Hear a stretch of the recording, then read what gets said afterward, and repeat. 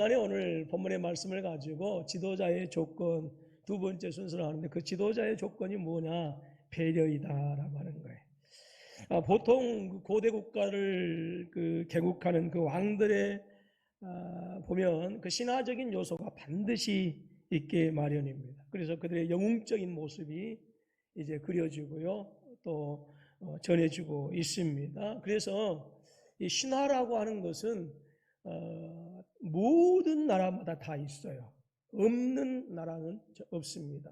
뭐 아프리카에서부터 남미 대륙까지 사람이 사는 곳에는 반드시 신화가 있게 마련입니다. 우리의 옛 역사에도 뭐 고구려의 고주몽에 대한 신화, 뭐 천재의 아들인 해모소가 이 땅에 내려와서 하닥의 딸인 유하 부인과 결혼해서 부여의 왕궁에 들어갔는데 거기서 유하 부인이 알을 낳았어요. 그게 너무나도 이게 이제 이상해서 처음에는 이제 돼지우리에 버리지요. 근데 돼지들이 가까이 하지 않고 오히려 그 알을 품고 있었다. 이상하게 생각해서 그래서 안 되겠다 싶어가 산에다 버립니다. 산짐승들이 와가지고 알을 품고 있어서 야, 이건 보통 일이다라고 해가지고 다시 이제 그 알을 가지고 유아분이 이제 품게 하는데, 그래서 이제 거기 태어난 사람이 주몽이라고 하는 이런 신화들이 있지요. 그 다음에 영웅 신화도 있죠. 주몽의 아들에게 온조가 이제 그 활을 너무너무 잘 쐈어요. 그래서 항아리를 이제 물 항아리를 이고 가는 그 아주머니를 이제 어떻게 활을 쐈는데 그 아주머니의 그 항아리가 이제 구멍이 뚫리게 되면 물이 새게 나죠. 그러니까 애비 없는 자식이라고 뭐라고 하니까 다시 화살을 쏘아서 그 물이 흘러나온 구멍을 다시 화살로 메꾸었다, 막았다라고 하는 그런 영웅적인 설화가 있고, 그렇게 해서 이제 아비 없는 소름을 이제 떨쳐버리고 아버지를 찾아서 이제 오게 되어주고, 그렇게 해서 이제 하는 어떤 이러한 얘기들을 있고요. 그 다음에 뭐 유리라고 하는 사람이죠. 온조가 아니고. 그리고 신라의 또 박역거세. 또 이제 그 알.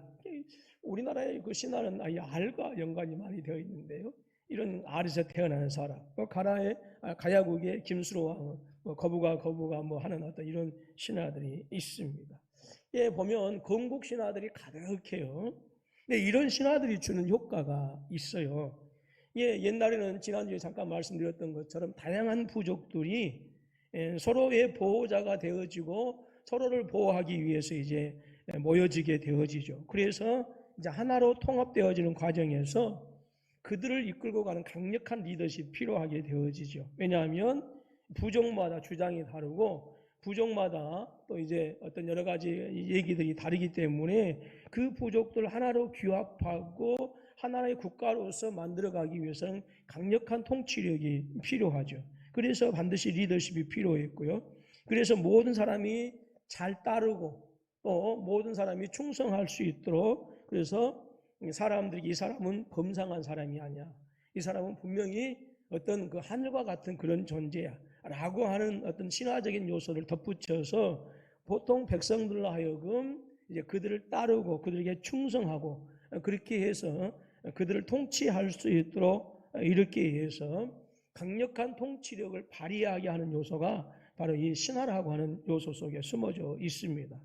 그런데요, 하나님께서는 이스라엘 백성들에 있어서 왕으로 어떤 사람을 세우시고자 할 때에 그 이스라엘 백성들 다스리는 통치자로서 어떤 그 강력한 리더십을 조건으로 보여주지 않아요. 오히려 오늘 본문에도 우리가 사울을 보면 알 수가 있지만 지극히 평범한 보통 사람의 모습을 보여줍니다. 그럼에도 불구하고요, 성경은 그 평범함 속에서 하나님께서 사용하셨던 또 조건들을 우리에게 알려주고 있어요. 이 말씀을 보게 되어지면 하나님께서는 지극히 우리 인간이 평범하지만 그 평범함을 통해서 하나님은 비범함을 이루어 가신다라고 하는 사실을 우리가 알 수가 있는데, 바로 오늘 본문 속에서 그 이유를 찾아볼 수가 있습니다.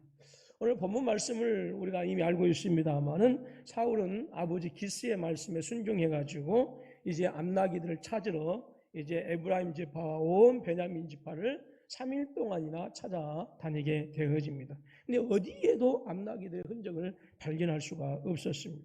그런데 이제 3일 동안 시간이 지나면서 사울에게는 또 다른 한 가지 걱정이 생기기 시작하는데 어떤 걱정이 아버지에 대한 염려가 생기게 되어집니다.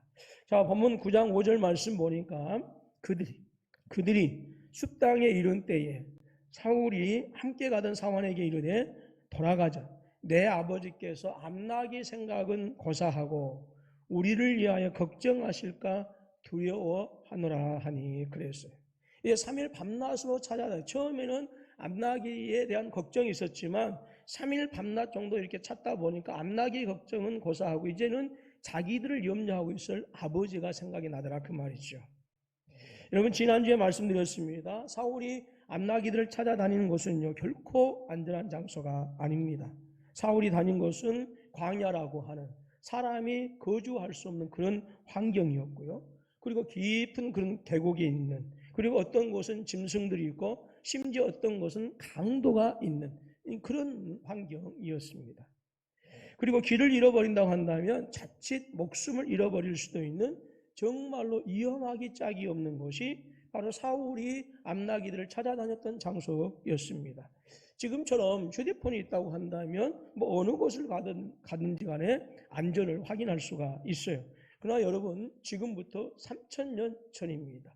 옛날에 우리 어른들이 자주 했던 속담이 있지요. 호랑이 담배 피던 시절. 아주 까마득한 시절입니다. 그래서 집을 나가게 되어진다고 한다면 그 이후로는 어떠한 방법이로든지 간에 연락할 수 없는 그런 시대였어요. 그렇기 때문에 3일 동안이나 연락이 끊겼다라고 하는 이러한 상황은요, 집에 있는 아버지 입장에서는 이제는 암나기 걱정이 아니라 아들 걱정이 더 앞설 수밖에 없는 상황이었다라고 하는 것이지요. 사울은 그러한 아버지의 마음을 알고 이제 아버지 걱정을 하면서 이제 집으로 돌아가죠. 암나기 걱정은 고사하고 암나기는 고사하고 이제 우리 걱정하실 것 같다라고 하는 것입니다. 바로 이것은 무엇을 얘기하는 것입니까? 아버지에 대한 배려였어요. 배려.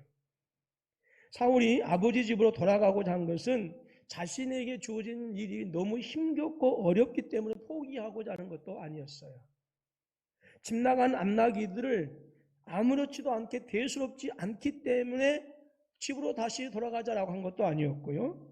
또 거친 광야라고 하는 환경, 그리고 혹시라도 있을지 모르는 그런 강도의 위협 때문에 자신들의 안위가 걱정되어져서 집으로 돌아가고자 한 것이 아니었습니다.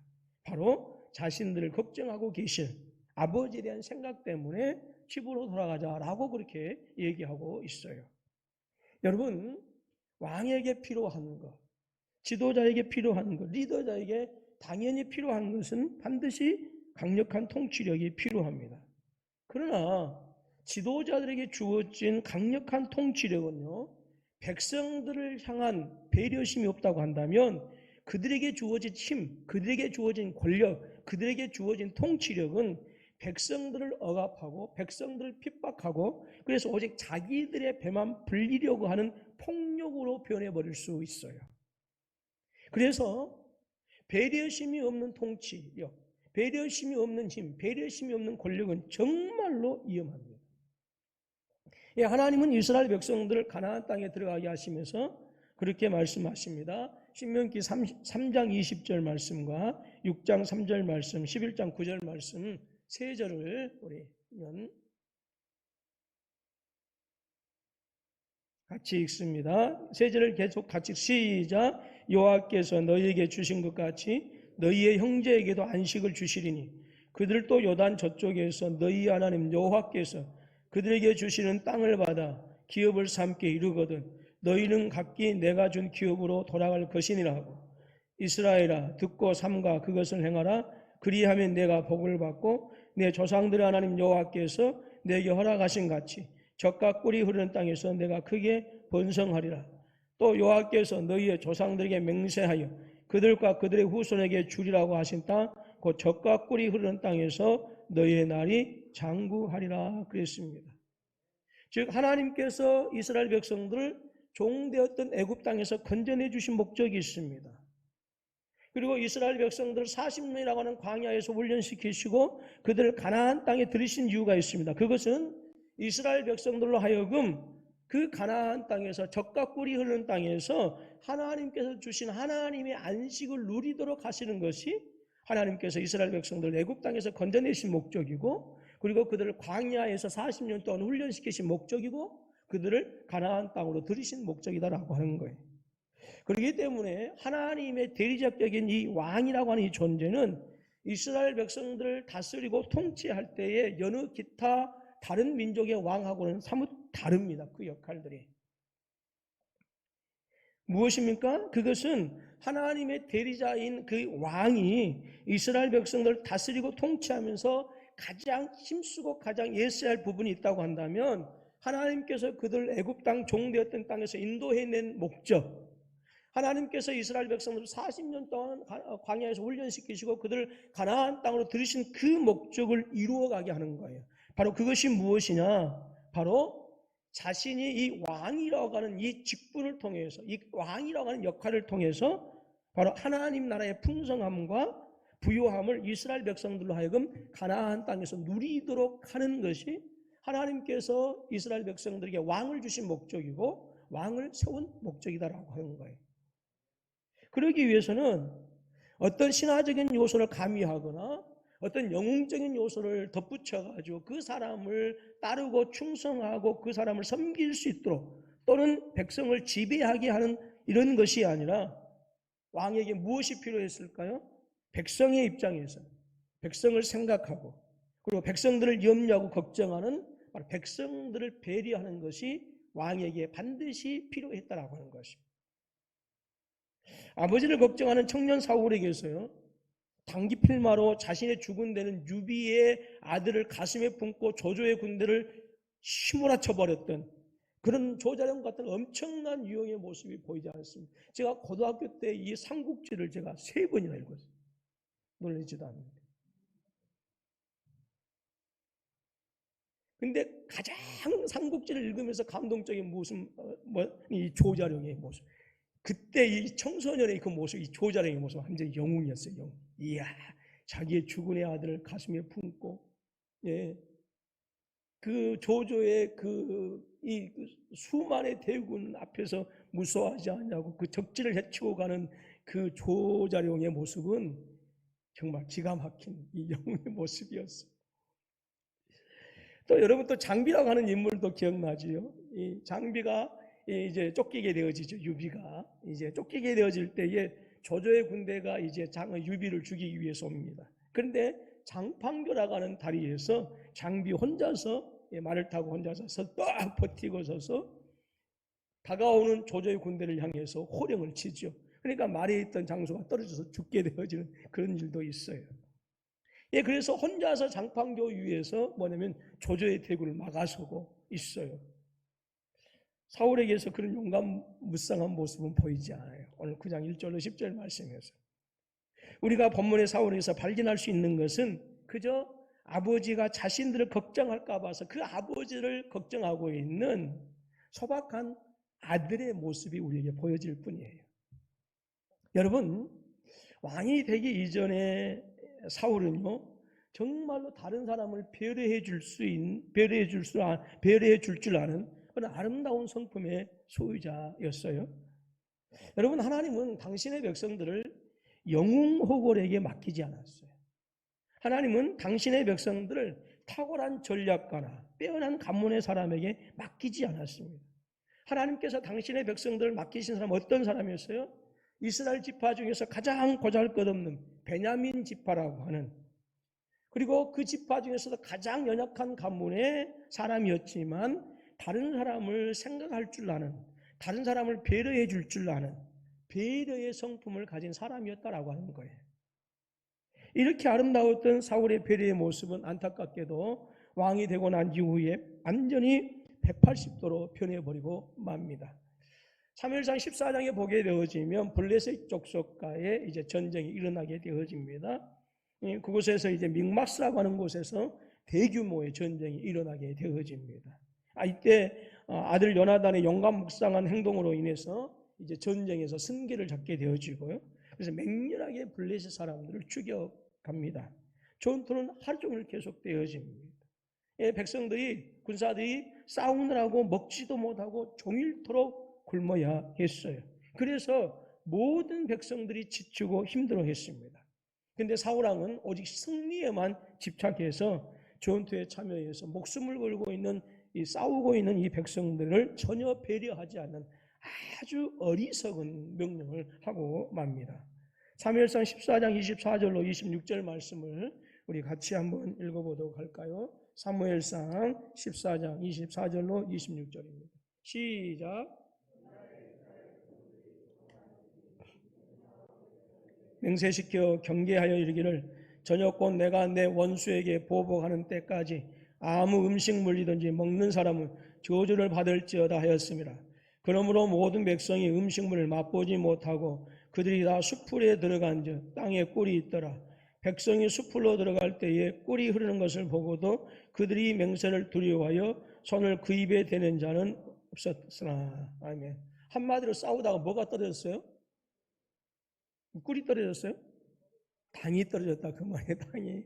우리 젊은 애들 일하다가 힘들면 목사님 저 당 떨어졌어요 그러는데 싸우다가 하루 종일 아침부터 저녁까지 먹을 수가 없었거든요. 그런데 숲풀에 들어갔더니 꿀이 있었어요. 근데 먹을 수가 없었어요. 왜? 이 전쟁에서 완전히 승리할 때까지 내가 어떤 것이든지 먹으면 내가 선수 너희를 죽이겠다라고 하는 것이었거든요. 그래서 어쩔 수 없이 굶어가면서 하루 종일 전투에 참여합니다.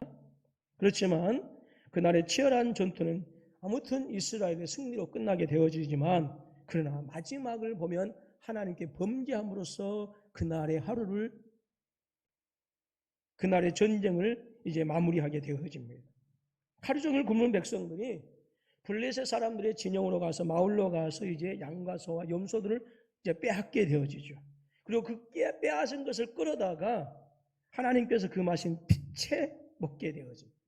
그러니까 아마 배가 고프니까 어떤 그 불에 익혀서 먹은 게 아니라 아마 그냥 날것으로 그냥 같이 피까지 같이 먹어버린 것 같아요.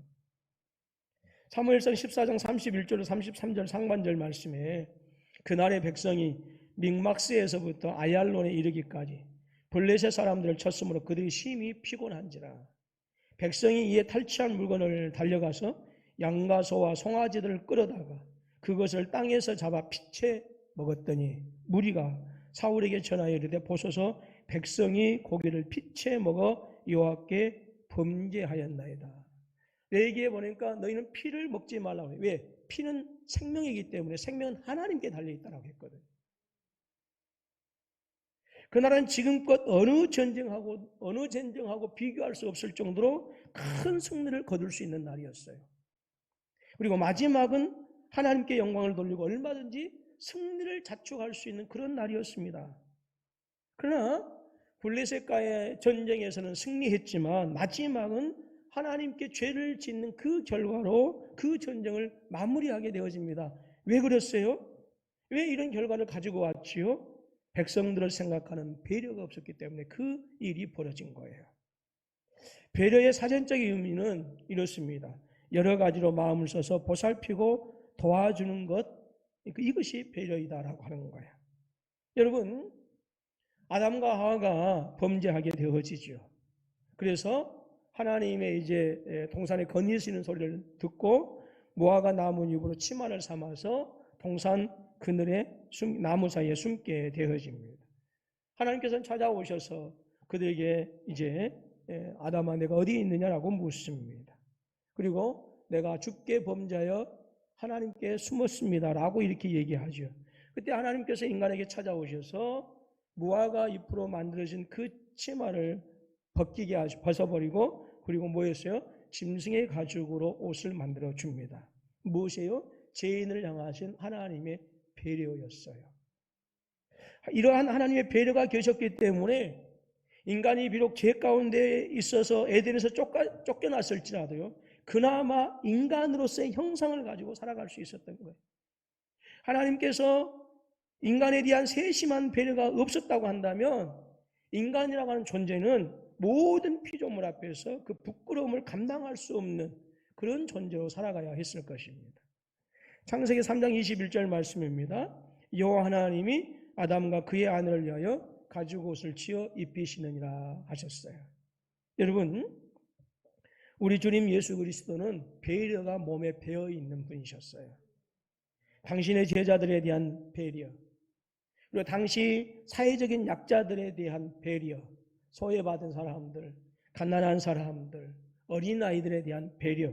우리가 사복음서를 보게 되어 지금 곳곳에서 그 주님께서 배려하신 모습들을 우리가 발견하게 되어집니다. 근데 특별히 부활 후에 이 갈릴리 바닷가에서 예수님께서 제자들과 만난 그 장면, 베드로와 대화하는 그 장면에서요, 우리 주님께서 배려하신 그 모습을 아주 극적으로 보여주고 있습니다. 베드로는 우리가 이미 잘 알고 계시는 것처럼 주님께서 잡히시던 밤에 잡히시기 전에 죽을지언정 내가 절대로 주님을 버리지 않겠습니다라고 다짐하고 또 다짐했어요. 근데 그 다짐은 한갓 계집아이 앞에서 너무나도 허망하게 무너지고 말았습니다. 뿐만이 아니라 예수님을 저주까지 하고 말았어요. 그리고 우리 주님께서 부활하셨음을 알고도요, 갈릴리 바다로 돌아가서 옛생활 고기잡이로 다시 돌아가 버리고 말았습니다. 여러분, 이쯤 되면 여러분 어떻게 하시겠어요? 배반하지 않는다고 했다가 배반하고 갔어요. 부활하신 것을 알고도 다시 갈릴리 바다로 가버렸어요. 여러분 같으면 어떻게 하실랍니까? 분명히 여러분 같으면 그냥 비 오는 날 잡아다가 먼지 나게 3박 4일 동안 두들겨 팼을 것이에요. 예. 이렇게 맞는다고 해도 베드로의 입장에서 할 말이 없을 거예요. 예. 그런데 우리 주님은 갈릴리 해변에서 제자들이 고기잡이하고 있을 때에 먼저 해변에 도착하셔서 불을 피워요. 이 새벽에는 조금 추울 수 있거든요. 그리고 식사를 준비하시고, 그리고 함께 그 새벽에 제자들과 만찬을 가지게 되어집니다. 그리고 베드로에게 그렇게 물어요. 내가 나를 사랑하느냐? 예. 얼마든지 따질 수 있으시지 않겠어요? 예. 얼마든지 책망할 수 있었어요. 얼마든지 베드로를 체면구기게 할 수 있었고 부끄럽게 할 수 있었어요. 너가 분명히 너 그렇게 다짐했지 않느냐? 생명을 버릴지언정, 내가 죽을지언정 나를 주님을 버리지 않겠습니까? 그런데 너가 나를 부인할 뿐만 아니라 저주까지 했지 않느냐라고 따질 수 있었고 책망할 수 있었어요. 그런데 우리 주님께서는 베드로의 마음을 상하게 하거나 무안하게 하지 않았어요. 제자들 앞에서 베드로의 체면을 조금 더 깎아내리지 않았어요. 베드로의 마음을 다치게 하지 않으셨어요. 예수님은 베드로가 당신을 부인하는 그 모습에 대해서 단 한마디도 말씀하지 않습니다. 왜요? 베드로에 대한 배려 때문에 그렇다라고 하는 거예요. 그리고 이렇게만 물으십니다. 내가 나를 사랑하느냐라고 물으셨어요. 예. 우리 주님은 베드로의 연약함을 아셨고 베드로의 진정성을 아셨기 때문에 그랬던 거예요. 이제 20대 국회 임기가 한 달도 채 남지 않았어요. 여러 가지 공과도 있겠지만 20대 국회에서 가장 아쉬웠던 부분은 어떤 부분일까요? 국민들을 배려하지 않았다라고 해요. 예. 오직 자신들의 당리당략에만 치우쳐서 지금까지 국회 역사상 가장 일하지 않는 국회였다고 합니다. 예. 안건들 중에서 3%만 해결했다고 하니까 제발 21대 국회에서는 조금 국민들을 조금 배려할 수 있는 그런 좀 정치가 이루어졌으면 좋겠습니다. 우리 모두가 기도해야 되겠고요. 여러분, 아무리 좋은 정책이 있을지라도 국민을 배려하지 않는다고 한다면 그 정책은 쓰레기에 불과한 거예요. 교회 역시 마찬가지입니다. 우리에게서도 부족한 부분이 많이 드러나기는 하지만 역시 가장 아쉬운 부분이 있다고 한다면 서로가 서로를 배려해 주는 것이 많이 조금 아쉽기도 합니다. 여러분, 아무리 교회를 통해서 하나님의 통치가 이루어지기를 원한다 할지라도 성도 간에 서로에 대한 배려가 없다고 한다면 하나님 나라의 의의 통치는 결코 나타나지 않는다고 하는 거예요. 여러분, 하나님께서 이스라엘 백성들에게 왕을 주신 목적은 이스라엘 백성들로 하여금 젖과 꿀이 흐르는 그 땅에서 하나님의 안식을 누리도록 하는 거였어요. 그러나 왕들이 그 역할들을 감당하지 못했을 때 오히려 백성들은 핍절할 수밖에 없었고 백성들은 궁핍할 수밖에 없었고 백성들은 고통 가운데 죽어갈 수밖에 없었어요. 하나님께서는 교회를 통해서 하나님의 나라와 하나님의 의가 풍성하게 나타나기를 원하시고 우리를 직분자로 세우시고 성도로 세우시고 일꾼으로 세우신 것은 하나님의 나라가 교회를 통해서 세상에 풍성하게 나타나기를 원하지만 우리의 모습들이 그 역할을 감당하지 못한다고 한다면 하나님이 능력이 없어서 당신의 부유함이 나타나신 것이 아니라 나의 부족함과 나의 연약함 때문에 하나님의 나타나심이 얼마든지 어그러질 수 있다고 하는 거예요. 그래서 하나님의 사람들, 성도를 향한 배려가 있어져야 된다. 여러분 성도님들 가운데 남편 사랑하지 않는 아내는 없을 것이고 아내 사랑하지 않는 남편은 없을 것입니다. 속이 어떻게 됐든지 간에. 혹시 남편 사랑하지 않는 분 계세요? 아내 사랑하지 않는 분? 자식 다 사랑하겠지요. 근데 그 아름다운 사랑이 아름다운 열매를 맺고 그 사랑의 관계가 오래도록 유지되어지고 검은 무리가 팥불이 될 때까지 살 수 있도록 하는 그것은 여러분 상대방에 대한 배려가 없으면 불가능해요.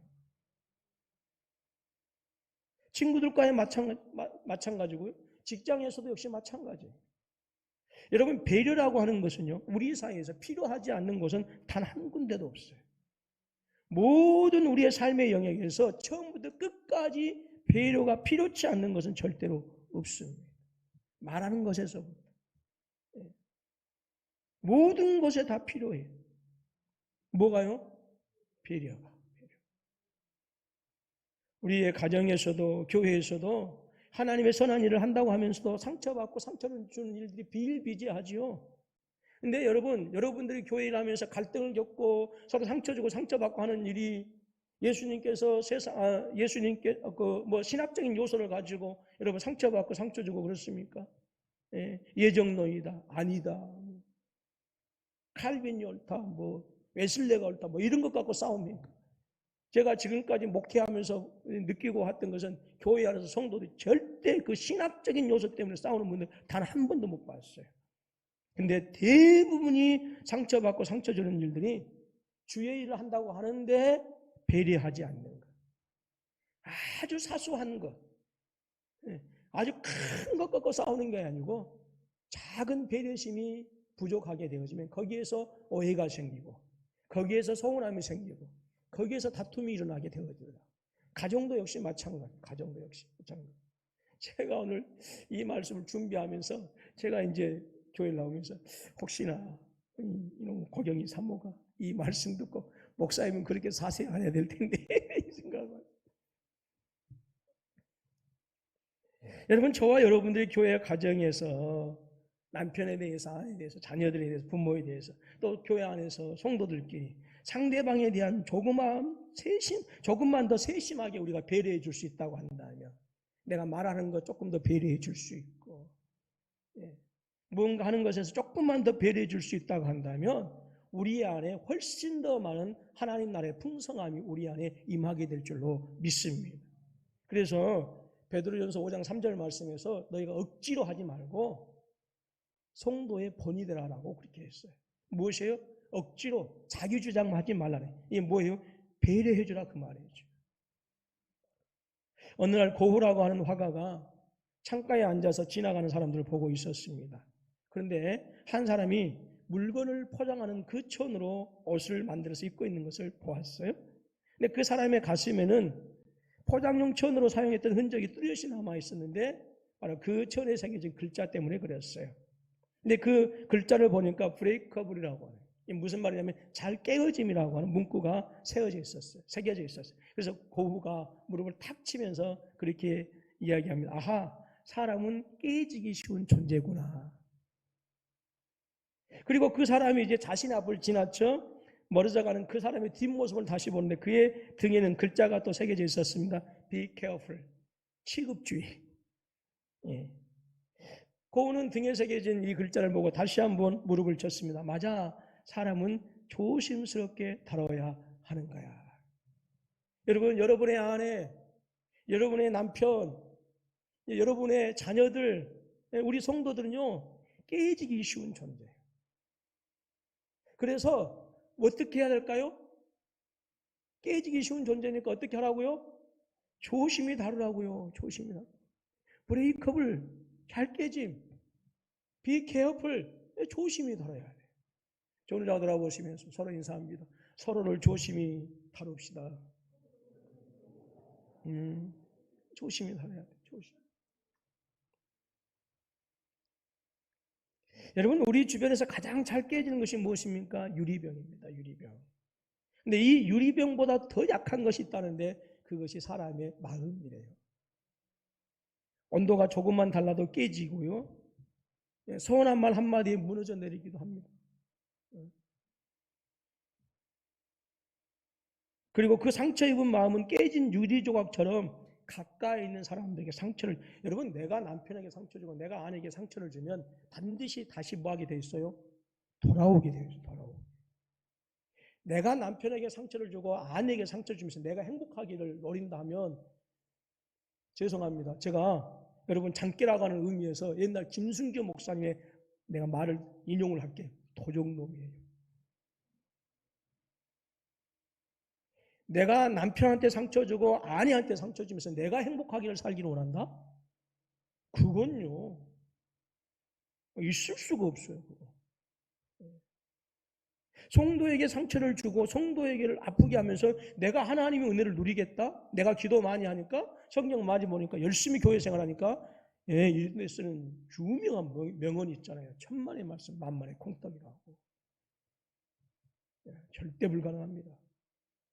내가 성도를 함부로 하고 내가 성도를 배려하지 않는데 절대로 거기에서 하나님의 은혜가 나에게 임할 수가 없습니다. 여러분, 관계는 사람들의 마음이 연결될 때 형성되는 거예요. 관계도 사람 마음처럼 약하기 때문에 유리병처럼 쉽게 깨지기 쉽고요. 상처를 입습니다. 그래서 특별히 조심해서 다루지 않으면 한순간에 무너져 버립니다. 절대 깨지지 않는 관계라고 하는 것은 없어요. 부부의 세계 다 보시죠? 웃고 계신 분들은 지금 다 보신다는 얘기인데, 저는 잘 몰라요. 김미애 씨만 알아요. 김미애 씨. 결혼 전에 얼마나 남편하고 서로 사랑한다 어쩐다 약속하고 그렇게 했을까요? 근데 그 관계가 깨어지게 돼요. 그 관계라는 것은요, 아무리 우리가 맹세하고 맹세했지만 시간이 지나면 희미해지기 쉽고요, 깨어지기 쉬워요. 그래서 모든 관계는 특별한 보호를 통해서만 관리되어질 때 지속 가능해요. 지속 가능해요. 여러분, 남편들 특별 보호하시고 아내들 특별 보호하시고. 깨지기 쉽습니다. 여러분들 아내 앞에서는 야물딱진 것 같고 좀 뭔가 잘난 것 같지만 깨지기 쉬워요. 깨지. 아내들도 역시 마찬가지. 성도들도 역시 마찬가지. 여러분, 아름다운 관계는 관심과 배려에 의해서 만들어지고요, 부드러운 관계는 부드러운 미소를 통해서 만들어져요. 한번 눈웃음 한번 지어보세요. 옆에 분들한테. 마스크는 쓰고 계시고. 예. 좋은 관계는 좋은 것들이 투자되어야만 만들어지는 거예요. 예. 조심하지 않으면 깨어지는 것이 사람들의 관계이고 마음입니다. 그렇기 때문에 배려는, 따라서 하면 배려는 마음으로 하는 경영입니다. 제가 일부 예배 때 이거 하고 제 아내한테 또 가서 물어봤잖아요. 배려는 마음으로. 그래서 제가 실망했어요. 그래, 당신이 이렇게 하니 성도들도 가서 까맣게 잊어버렸겠지. 여러분, 배려는 마음으로 하는 뭐라고요? 경영이에요, 경영. 또 배려는 사랑의 기술입니다. 어떤 분들은 어떻게 사랑할 줄 모르겠어요. 그런데 여러분, 다른 상대방 배려해 보세요. 그러면 사랑하는 거예요. 사울에게 영웅적인 모습이 있어서 당신의 택하신 백성들을 하나님께서 맡기신 것이 아니에요. 하나님은 아버지를 배려하는 그 모습을 보신 거예요. 사울에게 배려하는 품성이 있었을 때는 하나님께서 백성들을 송두리째 맡겨주셨어요. 반대로 배려하는 마음이 사라지고 오직 자신의 왕자를 지키기 위해서 백성들을 희생시켰을 때는 그 백성들을 사울의 손아귀에서 뺏어다가 다른 사람 다윗에게 넘겨주고 말았어요. 여러분, 배려는 마음으로 하는 경영입니다. 배려는 사랑의 기술이요. 여러분, 세상은 슈퍼맨 같은 영웅 호구를 원하는 것이 아니라 작지만 평범하지만 배려하는 사람을 원해요. 배려는 인간관계의 마술사라고도 합니다. 배려는 행복을 만들어가고요, 배려는 성숙한 나를 만들어가게 하는 거예요. 배려는 인격이 있는 옷이에요. 어떻게 여러분들의 상대방을 배려해 주냐에 따라서 여러분의 인격이 그대로 드러납니다. 그리고 배려는 처음 만난 사람도 친구로 만드는 그런 힘이 있고요. 배려는 여러분들을 특별하게 만들어줘요. 이것이 교회를 막론하고 우리 사회의 모든 지도자들뿐만 아니라 우리의 삶과 그리고 교회에서 삶의 모든 영역에서 하나님 나라가 풍성하게 이루어지기를 원하는 모든 사람들이 갖추어야 할 하나님의 품성, 예수님의 품성, 성도의 품성이 바로 이 배려예요. 배려. 여러분 성도들의 마음도 깨지기 쉬운 유리병과 같습니다. 성도들만 그럴까요? 목사도 그렇지. 제가 여러분 앞에서 말씀 전할 때는 야무딱지게 하는 것 같지만 또 제 아내 앞에서는 얼마나 깨지기 쉬운 유리병과 같은 존재인지 모르요. 예, 여러분 뭐 우리 장로님도 깨지기 쉬운. 가끔 가다가 보면 부인 권사님들이 서운한 소리 하면 그거 가끔 가다 이제 한마디씩 하면 그래요. 장로님들도 이제 장로님들도 마찬가지고 우리 권사님들도 다 여러분 서로가 깨지기 쉬운 병이에요. 예. 그래서 어떻게 하라고요? Be careful. 취급주의 하시라고. 뭐 하시라고요? 취급주의 하시라고. 취급주의. 여러분 그렇기 때문에 교회 일꾼들 모든 성도들은요 역지사지 즉 남의 입장에서 나를 생각해봐요. 또 남의 입장에서 생각해보는 거. 다른 사람 입장에서 서로를 생각해보고 그리고 성도들을 향한 세심한 배려가 있어져야 합니다. 여러분 이 아름다운 역사가 저와 여러분 가운데 함께 하실 수 있기를 주님의 이름으로 축원합니다.